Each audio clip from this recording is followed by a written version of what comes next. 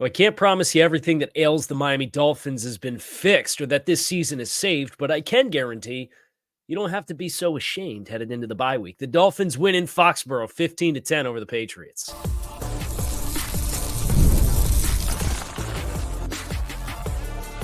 You are Locked On Dolphins, your daily Miami Dolphins podcast, part of the Locked On Podcast Network, your team every day. All right, Miami, welcome to another episode of Locked On Dolphins and the first in about a month Club Dub episode of Locked On Dolphins. Welcome to any and all viewers, listeners checking in here on the Locked On Network. You can find us on YouTube or wherever you listen to your favorite podcast. I'm your host, Kyle Krabs, a lifelong Miami Dolphins fan, host of Locked On Dolphins, co-host of Locked On NFL Scouting, author of Touchdown Miami on Substack, and the NFL Draft Lead for the 33rd team.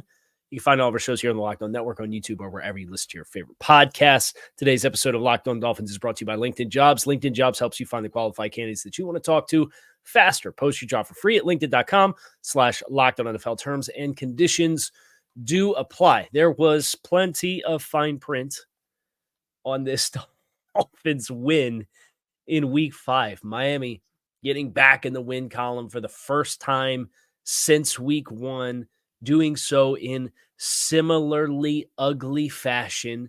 Shot themselves in the foot just about every possible way that they could as a team. But nevertheless, they find their identity. They ran the ball 41 times for 193 yards in this football game. Jaylen Wright, 13 for 86. Raheem Mostert, 19 for 80. Neither had a run longer than 18 yards. And this is really what it comes down to, right? You're with your backup quarterback.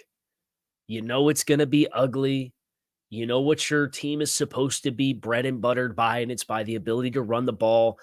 How many buttons can you push before you find out how to run the ball with some success? And Raheem Mostert's return definitely feels like an injection of life into the run game, but so too was the inclusion of Jaylen Wright as a piece of this performance.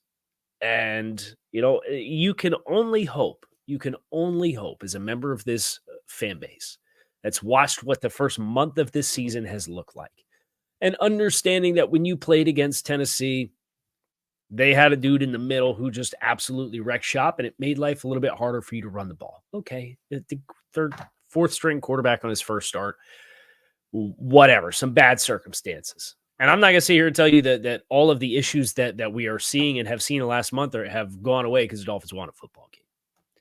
But at the very least, this was what the Patriots defense was supposed to do well in this game. They were missing both their starting safeties, Duggar and Peppers, right?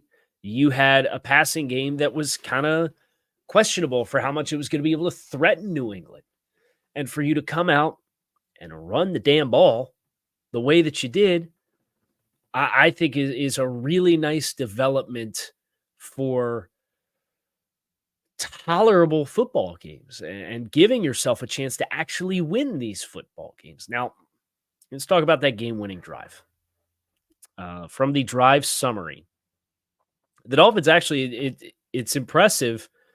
You look, they had 4 possessions in the second half of this football game, and they scored on all 3 or 3 of 4. The first 3. They scored field goals, possessed the ball for 7 minutes and 47 seconds, and then they possessed the ball for 5 minutes and 15 seconds for another field goal, and then they possessed the ball for another 7 minutes and 36 seconds. That first drive was actually 3:14. Was looking at the end of clock in the third quarter. So 15 plays, 80 yards, the equivalence of half of a quarter's worth of football. And they had a drive starter on that possession that was a 7-yard run from Jaylen Wright that got called back from a little bit of a ticky-tack hold on Liam Eichenberg, but his hands were outside the frame, so okay, it's a hold. Then you get a deep pass to Tyreek Hill to kind of reset, get yourself back into a first down situation. Tyler Huntley scrambles for a yard. We go right guard for 4. Jonnu Smith for 8 on a get off the spot on 3rd and 5 near midfield. Raheem Mostert for 3. Jaylen Wright 35 yards, gets called back for another ticky-tack hold. Tyler Huntley goes incomplete. Jaylen Wright runs for 3. Jaylen Wright runs for 16. Raheem Mostert goes for 2. Raheem Mostert goes for 18. Raheem Mostert goes for 2. Jaylen Wright goes for 8. Alec Ingold goes out the middle for 3. This is all we've been asking for. It's not going to be 30 points a game. And I do think, generally speaking, there's still plenty of critiques of Mike McDaniel and the way that the game flow was handled, and some of the tendencies and the usage of Jonnu Smith as a back in the backfield to pitch the ball to. We don't need to do all that. We had success running the ball. We don't need to design tosses as a traditional toss to Jonnu Smith, right? So those things still exist. But nevertheless, the fact that you found your rhythm calling runs and running at an opposing team, this is all we've been asking for. With a backup quarterback, you try to limit the possessions of the game. You try to grind some clock, win ugly. And this was the best episode of this style of play that we have seen this season for the Dolphins. I'll take that as a moral victory in addition to an actual victory in the win column, which, as we've been humbled by over the first month of the season, those are hard to come by too. And New England was a banged up team. Miami certainly banged up, missing their key players, had a couple key players that were in and out of this game. Devon Achane gets hurt, is evaluated and ruled out with a concussion. I honestly think this may help. His absence may have sparked the success running with physicality, because I know Devon Achane, I know his rushing profile, I know what his yards per carry and yards after contact was last year. He, from an expected yards per rush this season, is leaving more yards on the field on his touches than any of the back in the NFL. And you don't want that kind of aha or epiphany or realization to come with a player injury. And hopefully we see Devon Achane back. But hopefully when we do see Devon Achane back, the way in which he's used when he gets back is a way to optimize his touches without compromising what you have found. And I hope we keep pushing the button with it, with your running game and finding that physicality and that attitude. Because say what you will about New England and the players that they do and don't have, the guys that they did have, it was a stout front. This was not nothing. Hopefully this is the recalibration we need and the proof of concept to be like, oh yeah, we used a future 3rd-round pick to bring another running back into the fray here who runs 4.3 but is 250 pounds and can run physically and challenge guys and either run zone concepts and stick his foot in the ground and challenge you or make you miss in the hole, or alternatively, you can run lead stuff and run it behind Alec Ingold and run downhill at people and move the pile. You saw the Dolphins move the pile a couple of times. How many times have you seen Devon Achane put his head down, grind out a couple tough yards, especially this year? Are we looking to bounce and cut outside? And so game balls for me certainly belong to both Jaylen Wright and Raheem Mostert for what they were able to bring. I thought this was one of Alec Ingold's better performances. Cool to see him be rewarded with a touchdown as well. So from an offensive perspective, some life, which is, man, after the last month of football, the fact that you get competency really is a nice development for the Dolphins going into their bye week. Now, we do have to talk about special teams and what the heck just happened with special teams in Miami's 15-10 victory over the Patriots. That's going to come your way next here on Locked On Dolphins. So make sure you stick with us here on Club Dub. When you're hiring for your small business, you want to find quality professionals that are right for the role, and that's why you have to check out LinkedIn Jobs. LinkedIn Jobs has the tools to find the right professionals for your team faster and for free. LinkedIn is not just another job board. LinkedIn helps you hire professionals you can't find anywhere else, even those who aren't actively searching for a new job, but might be open to the perfect role in a given month. Over 70% of LinkedIn users don't visit other leading job sites. So if you're not looking in LinkedIn, you're looking in the wrong places. On LinkedIn, 86% of small businesses get a qualified candidate within 24 hours. So hire professionals like a professional on LinkedIn. Post your job for free at linkedin.com/LockedOnNFL. That's linkedin.com/LockedOnNFL to post your job for free. Terms and conditions do apply. Today's episode of Locked On Dolphins is sponsored by BetterHelp. It's something that scares you. Halloween lets us have fun with what scares us. But what about those fairs that don't involve zombies and ghosts and ghouls and little kids ringing your doorbell and getting the dog all revved up into a tizzy? Therapy is a great tool for facing your fears and finding ways to overcome them, because sometimes the scariest thing is not facing our fears in the first place and holding ourselves back. If you're thinking of starting therapy, give BetterHelp a try. It's entirely online. It's designed to be convenient, flexible, and suited to your schedule. Just fill out a brief questionnaire to get matched with a licensed therapist and switch therapists at any time for no additional charge. Overcome your fears with BetterHelp. Visit BetterHelp.com/LockedOn today to get 10% off your first month. That's BetterHelp, HELP.com/LockedOn. This game not without its litany of problems for the Dolphins. I do have my handy-dandy notebook here. And I wrote down some numbers from halftime. The Dolphins had 185 yards of offense in the first half of this football game. They finished with 372 and averaged 5 yards per play. They were playing a New England team that had 98 yards, so almost 100 less yards of offense. They were up 11-3 in the first down territory. New England was 1 of 6 on third down and was penalized 6 times for 44 yards, with half as many plays run from scrimmage in the first half as what the Dolphins were. And yet the Dolphins were losing this football game. Think about that. Twice as many plays, minus 5.5 minutes time of possession. You were the less penalized team. You held the opposing team to 1 for 6 on third down, 3 first downs, and double-digit total yards. And you were losing. And the way that happened was because you were -2 in the turnover differential. You had a missed field goal, or a blocked field goal. You had a blocked punt. You were 1 of 8 on third and fourth down combined for yourself.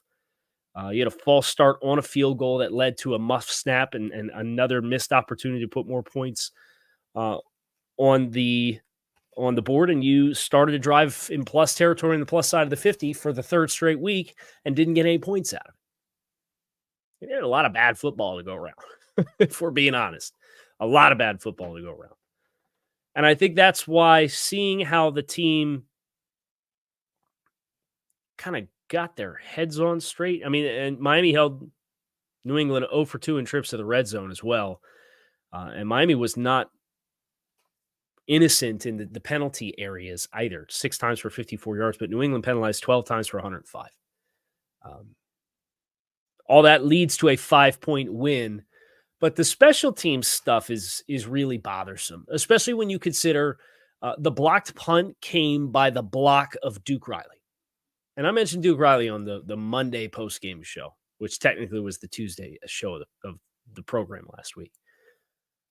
Because I don't know if you remember, but with Miami kind of trying to stay in the game against Seattle, they had a punt that pinned Seattle back inside their own 5-yard line, but they had to re-kick because Miami was penalized 15 yards for a personal foul that was 40 yards behind the ball landing, with Duke Riley kind of swooping in and knocking a Seahawk on his rear end, like way behind the play with like unnecessary roughness.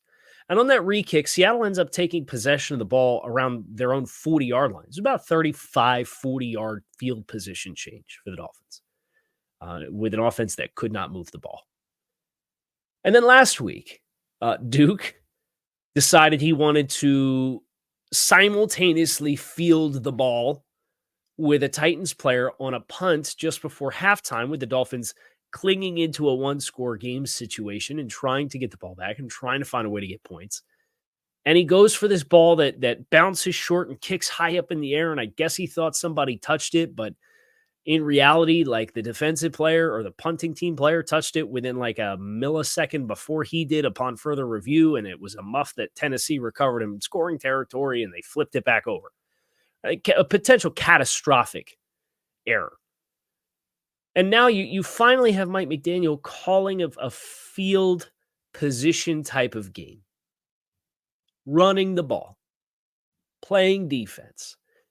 taking field goals as they're available, not going to it, going for it recklessly on 4th and half a yard, even though there was the temptation and the little devil on his shoulder whispering in his ear, you got to go for it. It's 4th and 1. He didn't do it. He resisted all that temptation. And the way you as a core special teams player, who's been here the last 3 years as a core special teams player, the way that you reward that is by giving up a blocked punt. This is now the 3rd consecutive week that you've had a back-breaking situational football error from the same player.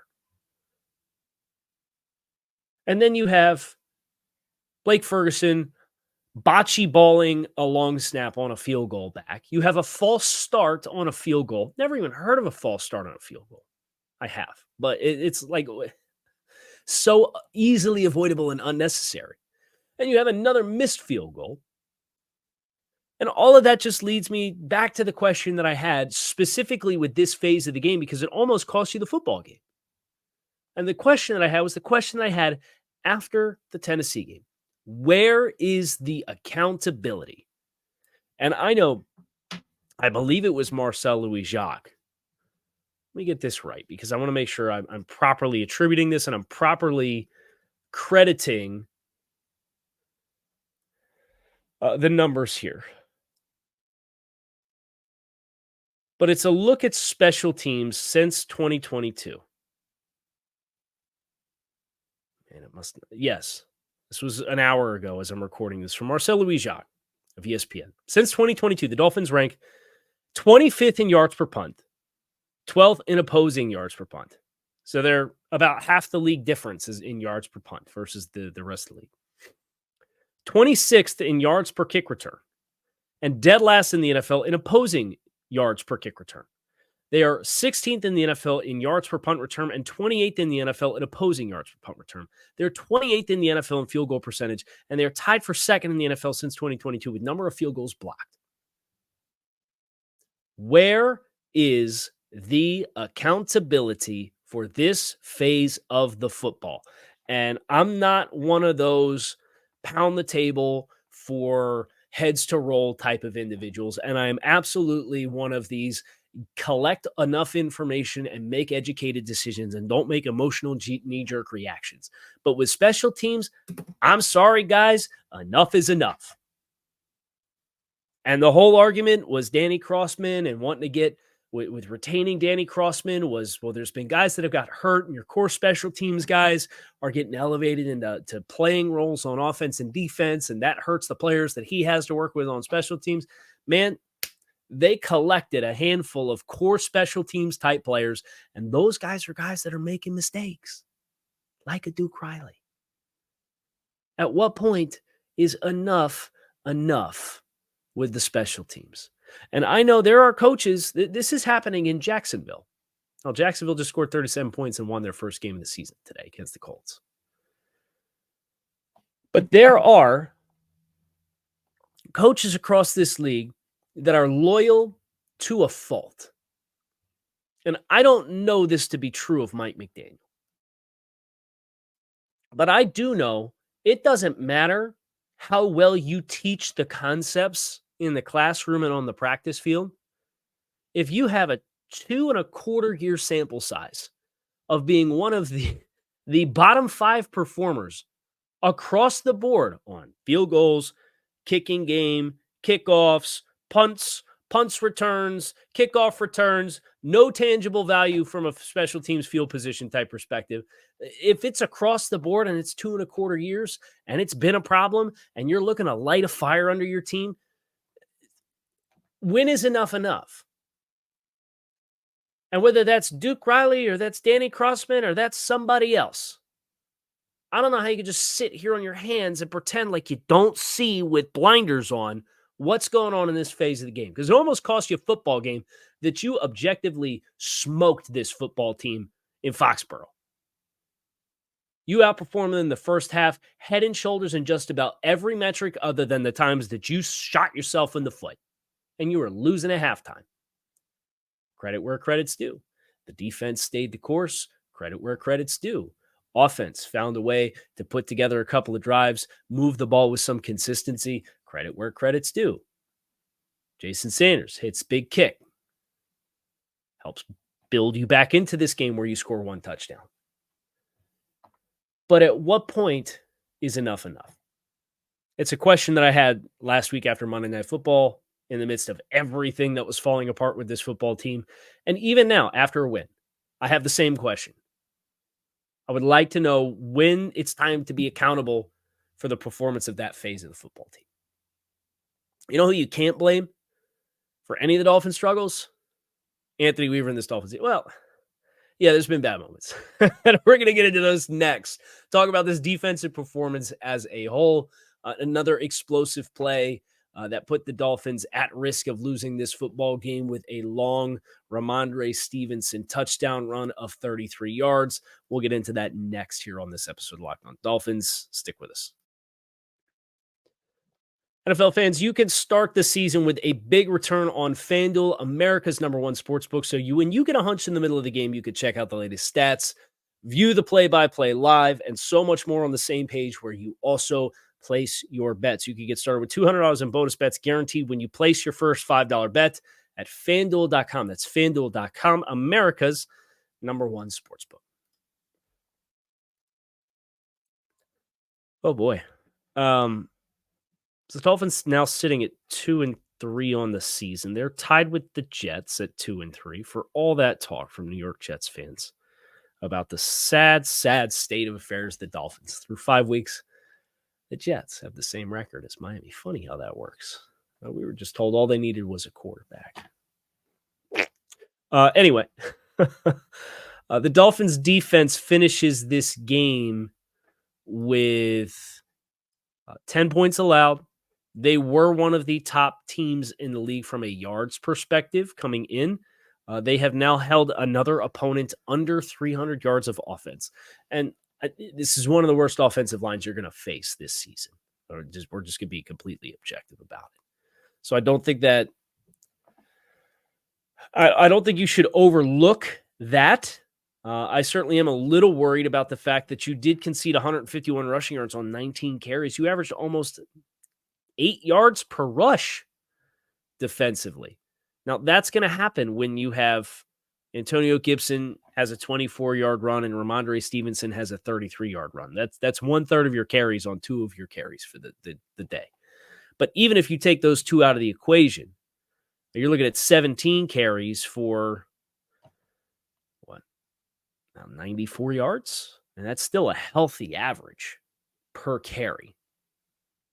It feels like the Dolphins have to go into any given week and just kind of feel out the matchups. I thought Benito Jones really struggled upon the film watch against Tennessee. I thought Benito Jones was your 3rd best interior defensive lineman in this matchup this week. Now, David Andrews was out. Caden Wallace, the rookie 3rd-round left tackle, is out. Those guys went on IR this week. The right tackle situation has been a bit of a mess for the Patriots. They started somebody today, and I'm a draft guy.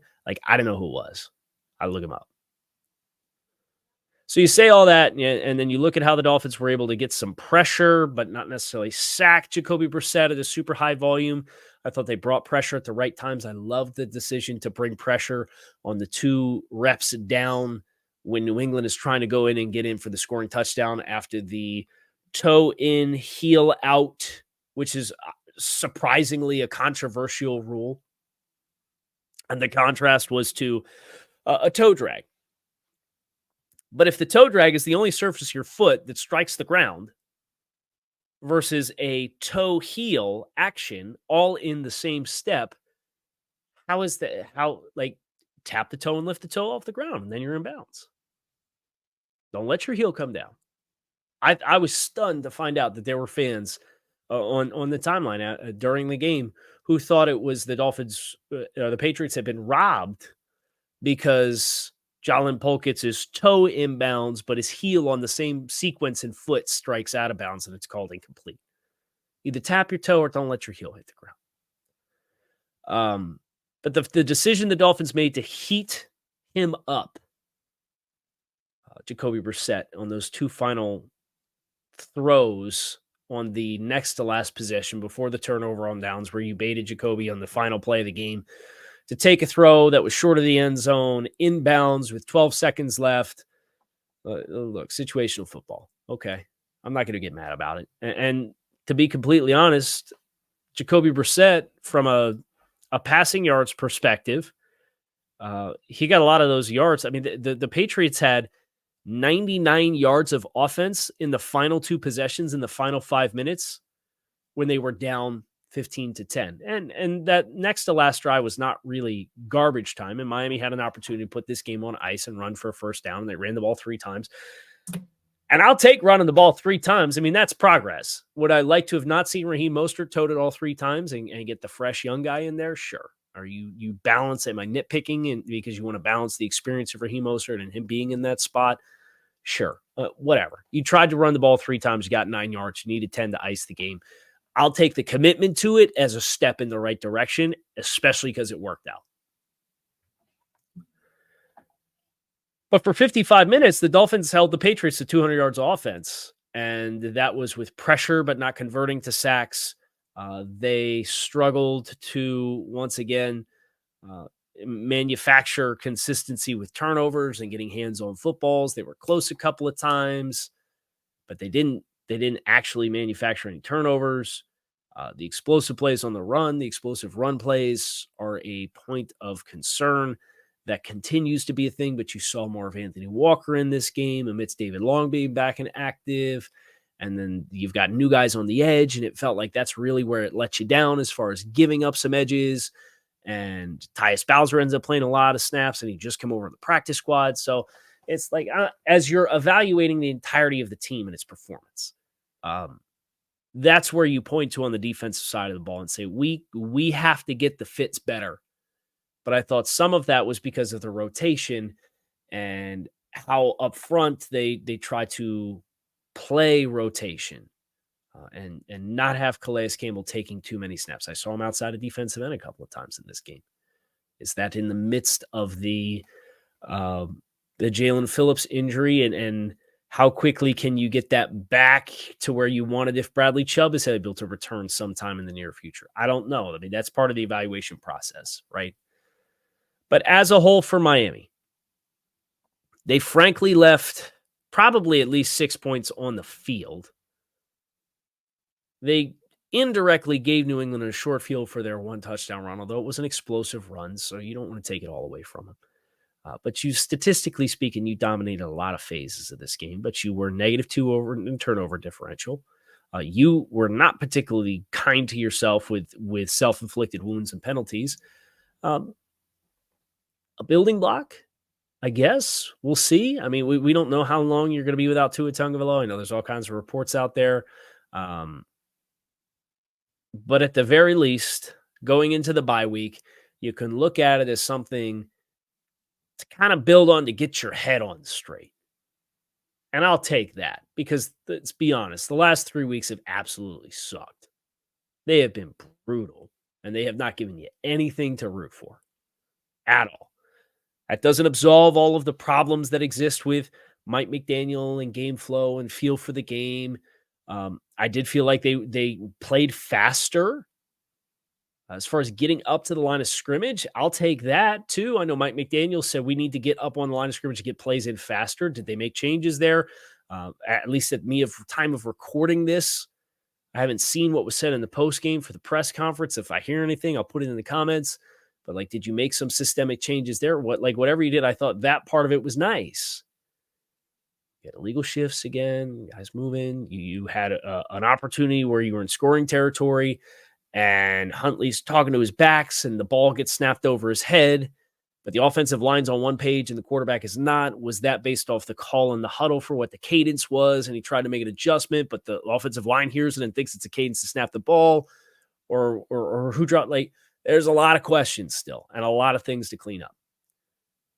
But I think you can at least look at, they leaned into the thing that we've been begging this team to do for the past 3 months or the past 3 weeks. We've been begging this team, please run physical, run at guys. They're giving you more concepts and opportunities to run the ball between the tackles. Can you please just do it and see what happens? It's not going to fix all the issues, but it's going to make what happens in the meantime more tolerable. Lo and behold, they did it. Lo and behold, they got things going on the ground. They rushed for almost 200 yards. Lo and behold, they won the football game. We get the bye week coming up this week, but we're going to break down in depth this game a little bit more in the next couple of days. So make sure you keep it locked in right here on Locked On Dolphins. It is your team every day.